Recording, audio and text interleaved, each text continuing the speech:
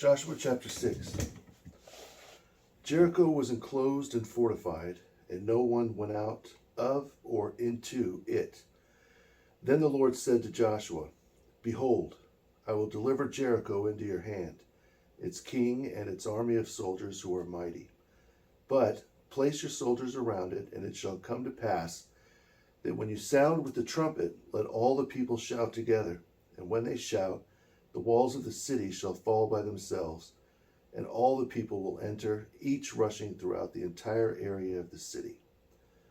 So Joshua the son of Nun went to the priests, and he spoke to them, saying, Command the people to go around and surround the city, and let the men of war pass on armed before the Lord.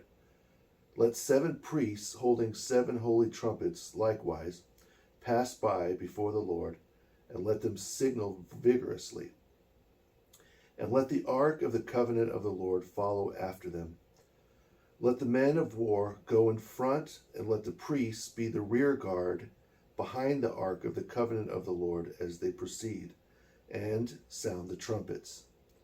Now Joshua gave a command to the people, saying, Do not shout, nor let anyone hear your voice, until the day I myself tell you to shout, and then shout. So when the ark of the covenant of God went around the city, it immediately returned into the camp and lodged there. Then on the 2nd day Joshua rose early in the morning, and the priests took up the ark of the covenant of the Lord. 7 priests carried 7 trumpets and went on before the Lord. The armed men followed after with the rest of the multitude behind the ark of the covenant of the Lord. Then the priests sounded the trumpets, and all the rest of the multitude encircled the city from close by. Then again went back to the camp. They did this for 6 days. On the 7th day they rose early in the morning and went around the city 6 times.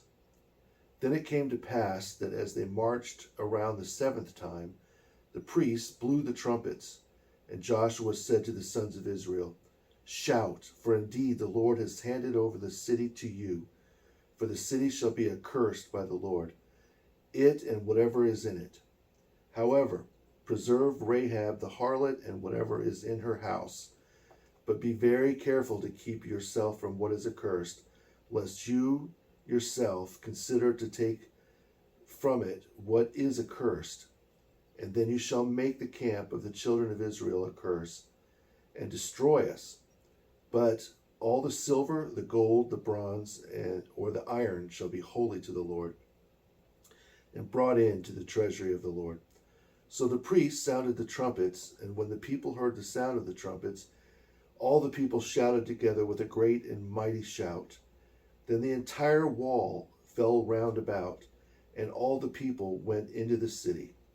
Joshua put the city under a curse with the edge of the sword, and whatever was in it, from man to woman, from young man to old man, and from calf to donkey. Then Joshua said to the 2 young men who acted as spies, Go into the house of the woman and bring her out from there, and whatever she has. So the 2 young men who had spied out the city went into the house of the woman and brought out Rahab the harlot, her father and mother, and her brothers and kindred, and all she possessed. They set her outside the camp of Israel, and the city with everyone in it was set on fire. But the silver, the gold, the bronze, and the iron they brought into the treasury of the Lord. Thus Joshua kept alive Rahab the harlot and all the house of her father, and caused her to dwell in Israel to this very day, because she hid the spies Joshua sent to spy out Jericho. Joshua adjured Israel on that day before the Lord, saying, Cursed be the man who rebuilds that city. He shall lay its foundation in his firstborn son, and he shall set up its gates with his youngest son.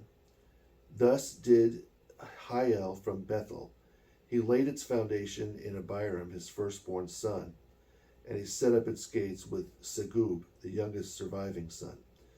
So the Lord was with Joshua, and his name was known throughout all the land.